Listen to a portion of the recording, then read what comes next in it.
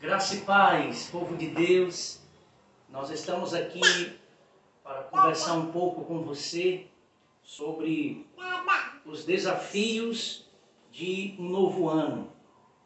Você não pode entrar um novo ano, sem ouvir essa mensagem da parte do Senhor Jesus, do Santo Espírito.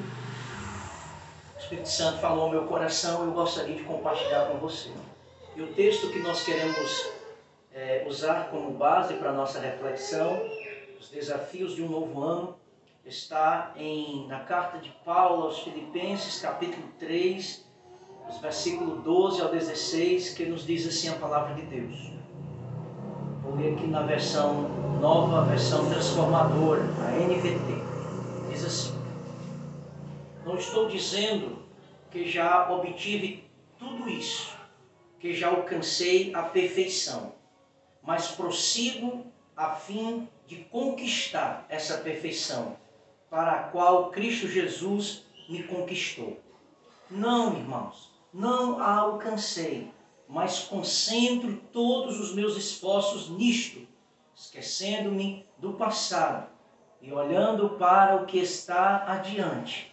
Prossigo para o final da corrida, a fim de receber o prêmio celestial para o qual Deus nos chama em Cristo Jesus. Todos nós que alcançamos a maturidade devemos concordar quanto a essas coisas. Se discordam em algum ponto, confio que Deus o esclarecerá para vocês. Contudo, devemos prosseguir de maneira coerente com o que já alcançamos.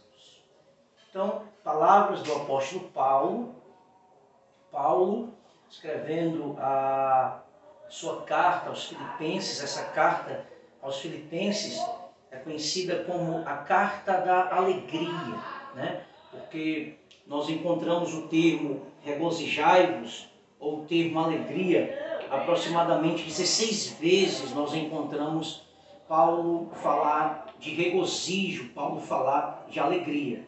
Então, a carta aos Filipenses é conhecida como a carta da alegria. Agora você imagine as circunstâncias pela qual essa carta foi escrita. Paulo estava preso na sua primeira prisão romana, lá em Roma. Paulo foi preso 2 vezes em Roma. Teve uma primeira prisão e uma segunda prisão, que foi provavelmente o seu martírio. Ele foi decapitado por ordem do imperador Nero. Então, na sua primeira prisão, Paulo então escreve as chamadas cartas da prisão. E mesmo Paulo estando ali em uma prisão fétida, em uma prisão escura, solitária, uma prisão que trazia sofrimento, porque era uma prisão não tinha o conforto das prisões de hoje. E mesmo Paulo, nessas circunstâncias caóticas, mesmo vivendo nessa prisão marmentina, ele então escreve a carta da alegria, porque Paulo entendia e compreendia que a alegria dele não estava condicionada às circunstâncias. A alegria que invadia o seu coração, que enchia a sua alma, mesmo que ele estivesse naquela prisão, mas era a alegria do Senhor que não estava condicionada às circunstâncias, nem os problemas e nem as adversidades. Essa alegria é um fruto do Espírito na vida daqueles que foram regenerados, na vida daqueles que verdadeiramente tiveram um encontro com o Senhor Jesus. E mesmo se eles estiverem enfrentando dificuldades, lutas, adversidades, mas a alma dele, o ser dele está cheio de regozijo em Cristo, está cheio de alegria em Cristo. O nosso contentamento é Cristo Jesus. Então Paulo escreve essa carta nessas circunstâncias, a chamada carta da alegria. E Paulo escreve essa carta com 2 propósitos. Primeiro, para agradecer a generosidade dos cristãos de Filipenses. Os filipenses porque a igreja de Filipos era uma igreja generosa, era uma igreja que ajudava a missão por meio do apóstolo Paulo. Então, por várias vezes, a igreja de Filipos, ela envia ofertas generosas para ajudar o apóstolo Paulo.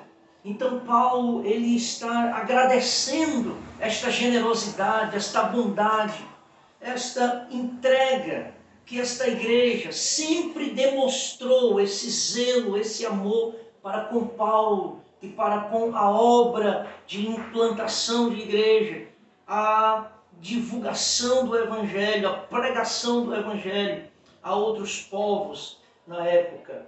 Então, a igreja de Filipenses, por exemplo, quando Paulo estava preso, ela, através de um obreiro chamado Epafrodito, ela enviou algumas ofertas para ajudar Paulo quando estava preso em Roma. Então, na terceira viagem missionária, a igreja de Filipos também enviou oferta missionária. Essa igreja sempre manteve, sempre patrocinou, ajudou a obra missionária, a vida do missionário, do apóstolo Paulo. Então Paulo escreve primeiro para agradecer o amor dessa igreja, mas também Paulo escreve esta carta para enfrentar e alertar os cristãos de Filipenses sobre alguns problemas sérios que esta igreja estava enfrentando. Como, por exemplo, havia alguns problemas internos naquela igreja, como o problema de desunião, de presunção, problemas de egoísmo, irmãos que estavam se gladiando, não havia comunhão, problemas de desunião, vanglória, materialismo. Mas havia também alguns problemas externos naquela igreja, que eram problemas de ansiedade, problemas pessoais, problemas de ordem moral também, doutrinário. E Paulo escreve esta carta para alertar aos cristãos de Filipos que eles deveriam lutar contra estas coisas, porque estas coisas, elas minam essa alegria e elas tentam roubar a alegria do Espírito Santo na vida dos seus filhos, na vida da igreja do Senhor Jesus. Então Paulo tem isso em mente quando escreve esta carta. E o versículo que nós acabamos de ler, a gente não pode estender muito esse vídeo, por conta que nós estamos gravando aqui para a gente colocar, para você ouvir. Mas eu vou tentar ser sucinto, vou tentar resumir a mensagem para que você entenda. Então, depois dessa breve introdução da carta da alegria, das cartas da prisão, escrito pelo apóstolo Paulo, e isso é consenso entre os pais da igreja, como Irineu, Policarpo, Clemente de Alexandria e Eusébio e muitos outros que acreditavam na autoria paulina da carta aos Filipenses. Dito essa introdução, nós encontramos Paulo falando algo muito importante. E essa mensagem, então, é para nós também nos nossos dias, porque nós vamos olhar para o exemplo de Paulo e nós queremos, então, aprender com esse homem de Deus, como viver de maneira a agradar ao Senhor e como enfrentar os desafios dessa corrida cristã. E aí ele vai usar uma linguagem esportiva da época, ele vai usar a linguagem de atleta. O atleta, provavelmente a corrida de carros que existia na cultura grega.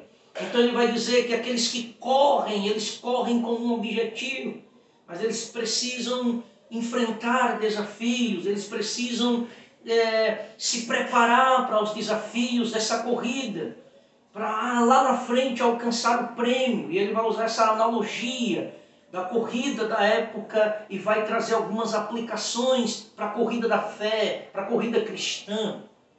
Então entra ano e sai ano, e nós temos que entender que a nossa vida cristã, ela é feita de desafios. Nós enfrentamos desafios constantes na nossa vida.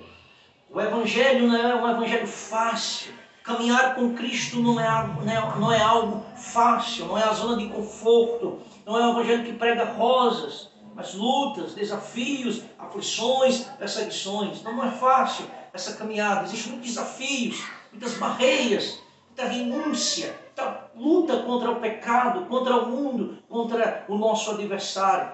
A verdade é que nós somos peregrinos, nós somos forasteiros nesse mundo.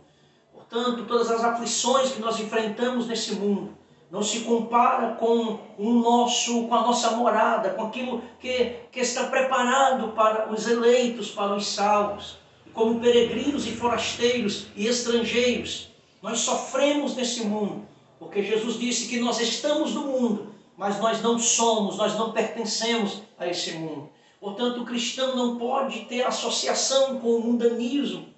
O cristão não pode se conformar com as coisas desse mundo, ou se conformar, ou se adequar ao pecado, a esse sistema mundano. Não.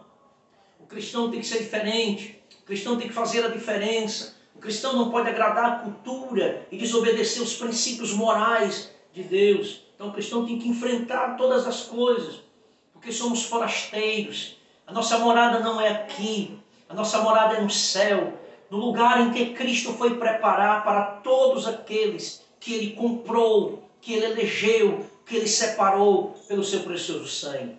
Então nós vivemos todos os dias nessa expectativa da vinda do Senhor Jesus.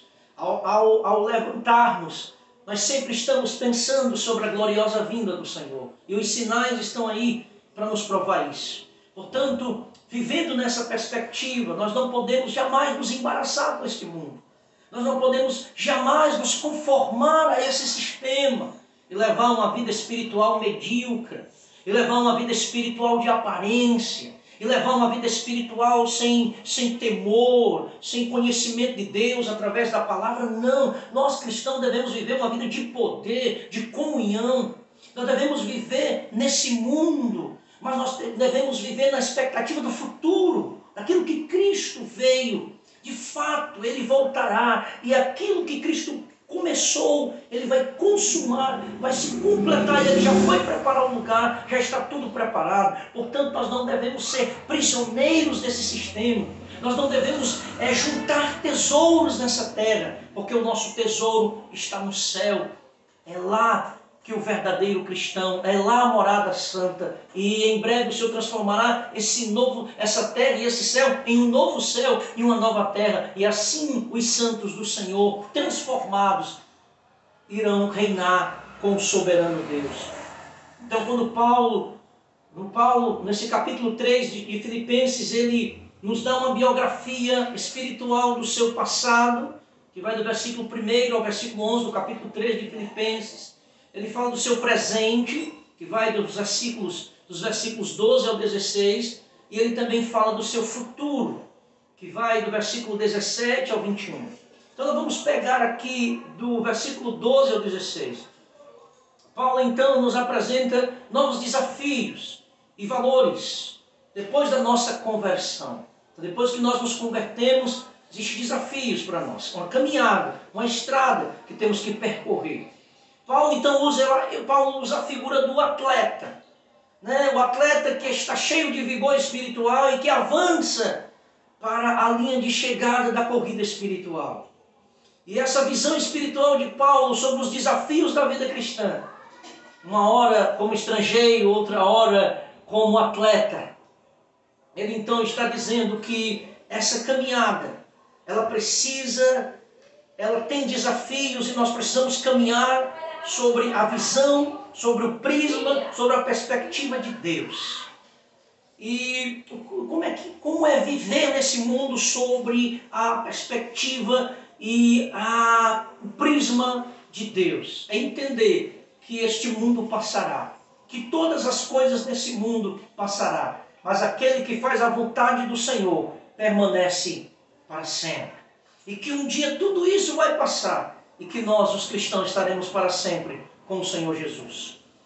Por isso, nessa experiência que Paulo está falando de prática, de viver uma vida de obediência, de viver uma vida não conformada com este mundo, mas caminhar correr como um atleta. Ele está falando então que nós não devemos nos perturbar ou ficarmos ansiosos ou preocupados com as coisas dessa vida. Por quê? Porque tudo que está ao nosso redor, tudo que os cristãos, nós cristãos enfrentamos, tem um objetivo de nos privar da alegria de Deus, de nos desviar da verdade de Deus. Portanto, nós cristãos temos a visão de que este mundo não nos pertence, nem nós pertencemos a ele. Portanto, a gente tem que viver conforme os padrões da palavra de Deus.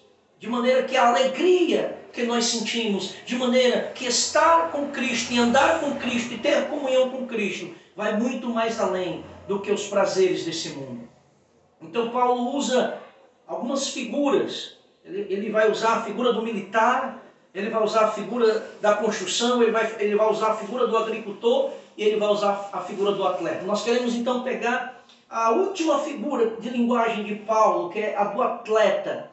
E dentro desse contexto, nós vamos usar algumas aplicações para nos dar esta visão para esse novo ano que vai chegar. Mas uma nota importante que eu gostaria de compartilhar com vocês é que quando Paulo está escrevendo usando esta linguagem de atleta, ele tem algo em mente. E o que Paulo está em mente é os Jogos Olímpicos que existiam na Grécia Antiga. Os gregos, eles usavam muito carro, eles praticavam vários tipos de esporte, mas o que Paulo está falando aqui de uma corrida, de um atleta que está correndo, ele está usando a corrida de carros que existia na época. Ou seja, um carro de uma estrutura pequena, com duas rodas, né, e que não havia muitos lugares para o condutor, e que ele deveria fazer muito esforço, se inclinar para frente para poder esticar os seus nervos e músculos e fazer muito esforço para poder manter esse carro equilibrado e poder controlar os cavalos que saíam correndo quando dava largada. Então Paulo está falando sobre esta corrida, desses carros, e que o condutor está ali se esforçando para equilibrar, para chegar até o final.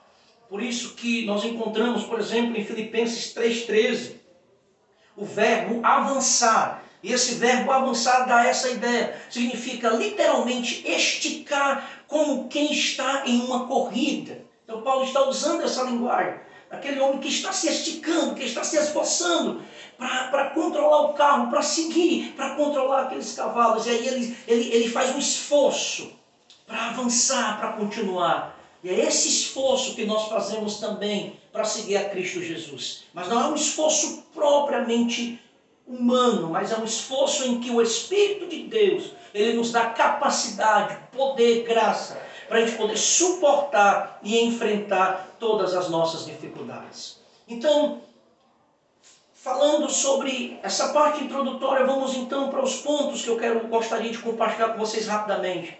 Então, quais são os elementos essenciais para nós vencer os desafios dessa corrida e receber as recompensas prometidas pelo Senhor Jesus? Então, quais são os elementos? Primeiro, quais são os desafios que nós enfrentamos nessa caminhada difícil, que precisamos estar sempre lutando, guerreando, nos disciplinando, vigiando, buscando a Deus para os novos desafios. E o novo ano está chegando aí e virá e continuará então esses desafios. Primeiro, é o desafio de nós estarmos insatisfeitos com a nossa realidade espiritual. Paulo ele fala, não julgo, no versículo 12 e 13 ele diz, não julgo havê-lo alcançado. Essa expressão de Paulo, de fato, é uma expressão de um cristão consagrado, mas um cristão que não está satisfeito com a sua realidade espiritual. Portanto, é bem verdade que Paulo ele não estava insatisfeito com Cristo, porque Paulo vai dizer que ele era contente em Cristo. Mas essa insatisfação é a sua própria vida espiritual. Paulo então está falando que ele deveria ser mais maduro, que ele deveria ter mais maturidade, crescimento espiritual, de comunhão, de conhecer a Deus. Paulo está dizendo isso. E ele diz, eu não alcancei isso ainda. Eu estou lutando para me ser um homem perfeito, para me alcançar essa maturidade, esse nível de discernimento, de comunhão, de contentamento, de alegria em Cristo Jesus. Então Paulo está falando sobre esse crescimento espiritual. Porque muitos cristãos estão parados, muitos cristãos estão nanicos, não crescem, não se desenvolvem, entra ano, sai ano, e eles permanecem estagnados nas suas vidas espirituais, porque não buscam a Deus, porque não se entregam para viverem uma vida num nível espiritual em que o Senhor Jesus deseja para eles. Portanto, eles estão na zona de conforto, eles estão caminhando, estão vivendo como religiosos, mas eles não querem avançar, eles não querem mais de Deus, eles não têm fome de Deus, eles não têm sede pelas coisas espirituais, eles estão indo à igreja muitas vezes por entretenimento, mas eles não têm prazer, garra, alegria, força nas coisas espirituais, e eles estão então parados, olhando para as circunstâncias, e estão sem crescimento espiritual, estão estagnados espiritualmente. Muitos estão vivendo assim nesses últimos dias. São os filhos pródigos dentro de casa, que não tem mais fervor, que não tem mais amor, que não tem mais temor, que não tem mais zelo, estão no piloto automático das suas vidas espirituais. E Paulo está dizendo então que nós devemos estar insatisfeitos com isso, que nós devemos todos os dias procurar esta perfeição. Todos os dias nós precisamos amadurecer nessa caminhada, crescermos espiritualmente, em conhecimento, em comunhão com Deus, mudando o nosso caráter e moldando o nosso caráter ao caráter de Cristo e procurando todos os dias crescer nesse conhecimento, nessas virtudes espirituais da graça de Deus na nossa caminhada cristã.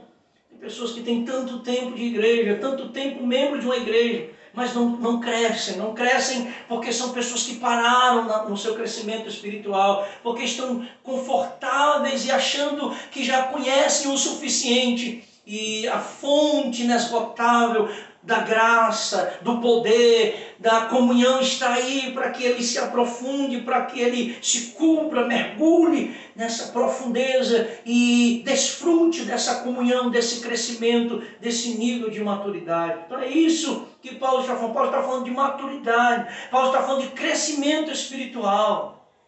E aí Paulo então, ele está dizendo que essa maturidade é uma consciência de que somos imperfeitos. Eu não alcancei ainda porque estou no corpo, e esse meu corpo e essa minha natureza, ela é inclinada ao pecado, e muitas vezes eu não consigo ser quem eu gostaria de ser. Muitas vezes nós não conseguimos atingir um nível espiritual que desejamos por conta de circunstâncias ou coisas na nossa vida que precisamos abandonar, que precisamos deixar para poder caminhar para esse crescimento. Então o cristão maduro, ele faz uma autoavaliação de si mesmo e ele busca melhorar, ser transformado ao caráter de Cristo Jesus. Então, quando nós observamos isso, a gente começa a entender que precisamos estar insatisfeitos. Isso vai gerar em nós a vontade de buscar mais a Deus, de conhecer mais a Deus. Segunda verdade, o desafio de se dedicar, é o segundo desafio, de se dedicar àquilo que realmente importa para a nossa vida espiritual. Uma coisa é necessária, Deus disse para Marta, lá em Lucas 10:42. E Paulo, no versículo 13, ele diz, uma coisa. Essa expressão nós encontramos várias vezes na Bíblia. Jesus disse para aquele jovem rico, uma coisa te falta, lá em Marcos 10:21. Jesus disse para Marta, em Lucas 10:42, uma coisa necessária. E o salmista, ele vai dizer, no capítulo 27, verso 4 dos Salmos, vai dizer, uma coisa eu peço ao Senhor e a buscarei. Quantas vezes nós estamos envolvidos em tantas coisas, enquanto que o essencial, aquilo que deveria ser primazia, deveria ser prioridade, nós estamos deixando de lado. Nós estamos nos afastando daquilo que é principal da nossa vida e estamos envolvidos em coisas seculares, em coisas que não nos edificam. E isso atrasa, isso impede que nós tenhamos uma vida espiritual forte, verdadeira e poderosa diante do Senhor e diante dessa sociedade. Então, o atleta bem-sucedido, ele precisa focar em um só esporte, porque se ele estiver pensando em vários esportes, como ele vai se aperfeiçoar se especializar naquelas outras modalidades? Então, ele precisa focar em um esporte e se dedicar a ele. Então, é como se Paulo estivesse dizendo que nós devemos focar nas coisas de Deus, nas coisas espirituais, e não sermos distraídos com outras coisas. Todo cristão deve entender isso, deve se dedicar a essa carreira, não querer agradar a Deus e o mundo, não querer ao mesmo tempo estar na presença de Deus e ao mesmo tempo fazendo ou agradando a si mesmo. Nós temos que se dedicar a caminhar com Cristo e vivermos essa vida de renúncia para agradar ao Senhor.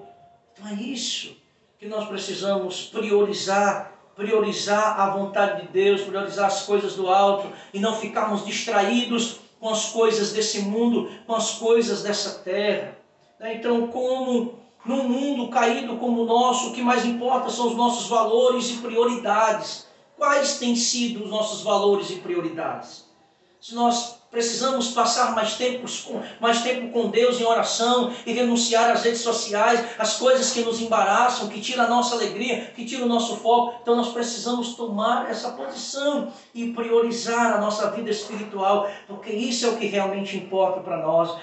Precisamos trabalhar, precisamos de repente construir alguma coisa material, sim, não é pecado, mas o nosso coração não precisa estar nessas coisas. Então pare a sua vida, a sua correria, atrás de dinheiro, atrás de posição, de status entre os homens, e foque na sua vida espiritual e procure ser um homem ou uma mulher de oração, uma mulher da palavra, porque isso é que é importante de fato para a sua vida nesse novo ano. Em terceiro lugar, o desafio de esquecer o passado, viver o presente e olhar para o futuro sob a perspectiva de Deus. Então esqueça tudo o que passou. Paulo está dizendo, Paulo está falando de um atleta, de um corredor, e você imagina um corredor de carro olhando para trás, ele certamente vai se acidentar, ele vai bater o carro em alguma coisa, ele vai perder a direção, ele vai perder o foco, vai perder o alvo. Então nós temos que olhar para frente, temos que olhar para a direção que o Espírito Santo está nos dando através da sua palavra. Então é inviável um atleta, um corredor olhar para trás. Certamente ele vai colidir com alguma coisa, vai se ferir gravemente. Então a expressão quando Paulo usa, esquecendo-me das coisas que para trás ficam, no versículo 13, na parte C, a ideia do texto é não ser mais influenciado ou afetado por algo. Então nós somos libertos do nosso passado. Cristo apagou, Cristo perdoou. Então o meu alvo é Cristo, é a frente, é seguir adiante, é avançar. Eu não posso olhar para trás. As minhas lembranças não podem me impedir de caminhar e de viver e desfrutar do fruto do Espírito, da comunhão com Deus. Então ela não pode mais exercer influência sobre mim. Não pode mais me prender. O meu passado não pode mais me prender, porque Cristo me libertou dele. É isso que Paulo está dizendo. Então eu tenho que seguir, eu tenho que continuar, não posso mudar o meu passado, mas eu preciso viver o meu presente na perspectiva de um futuro que Deus preparou para mim, que Deus preparou para cada um de nós. Então nós podemos mudar essa atitude, mudar a maneira como nós estamos caminhando e olhar para trás e deixar realmente onde ele deve estar no passado e seguir exemplos, como por exemplo de José, quando ele estava diante dos seus irmãos, ele não guardou o mal e ele olhou para o passado de dor, sobre o ponto de vista de Deus, e ele entendeu que tudo que ele passou foi um plano de Deus, foi uma providência de Deus para que ele chegasse exatamente onde ele estava. E é dessa forma que nós devemos observar, olhar para o passado e entender que tudo está sob o controle de Deus e que hoje, tudo que nos aconteceu foi uma lição para que hoje nós pudéssemos estar mais próximos de Deus e seguir o nosso futuro, não cometendo os mesmos erros do nosso passado. Então devemos olhar para o futuro, rompendo o poder do nosso passado. Que as coisas que para trás ficam devem ser deixadas de lado e os que estão diante de mim, então devem tomar o seu lugar. E ainda resta mais desafios pela frente. Em quarto lugar, o desafio de prosseguir em direção ao alvo. Nosso alvo é Cristo. E nós temos que continuar. O verbo prossigo tem um sentido de esforço intenso. Por isso que os gregos eles usavam esse termo para descrever um caçador perseguindo avidamente uma presa. O esforço, a luta, o combate. A vida cristã é um combate, mas Cristo está nos fortalecendo. Cristo, a graça dele, nos mantém de pé nesse combate. Portanto, somos mais do que vencedores por meio de Cristo Jesus. Então lembre-se que o seu alvo é Cristo, o seu alvo não é coisas materiais. Você está aqui num tempo de peregrinação, portanto não se acomode aqui, porque aqui não é o nosso lugar. Cristo é o nosso alvo. O prêmio que nos espera, a coroa da vida está logo aí. E precisamos então continuar fortalecidos e caminhando, prosseguindo para o nosso alvo. E nada pode nos tirar desse foco. Nada, mas nada mesmo. Porque queremos chegar lá e vamos alcançar tudo aquilo que Deus tem para nós. E em último lugar, o desafio de termos uma vida disciplinada. O atleta, ele se cuida, ele obedece regras, porque se ele não obedecer regras, ele é eliminado. E aí precisamos entender que vamos prestar contas a Deus. E portanto devemos ter uma vida disciplinada, uma vida aos padrões da palavra de Deus, porque prestaremos contas com o Senhor. Então, esta é a palavra, esses são os desafios para o novo ano. Temos uma vida mais de comunhão com Deus, uma vida mais disciplinada, uma vida que priorizemos as coisas espirituais e vivamos a cada dia sobre a perspectiva da vinda de Cristo e a cada dia vivendo em obediência à santa palavra de Deus. Estamos diante de um novo ano, portanto, que as mesmas motivações de Paulo sejam a nossa motivação. Vamos avante e vamos vencer essa corrida. Jesus está voltando, portanto viva, mas viva intensamente os planos e os propósitos de Deus. E a cada dia vá crescendo em maturidade, vá se desenvolvendo a sua vida espiritual, vá moldando o seu caráter ao caráter de Cristo. Que Deus te abençoe, meu irmão, e que você compartilhe esse vídeo e escute ele, porque são mensagens de Deus para o teu coração. Eu desejo a todos, então, um feliz ano novo, nesses padrões da santa palavra de Deus. Um grande abraço, em nome do Senhor Jesus. Amém. E graças a Deus.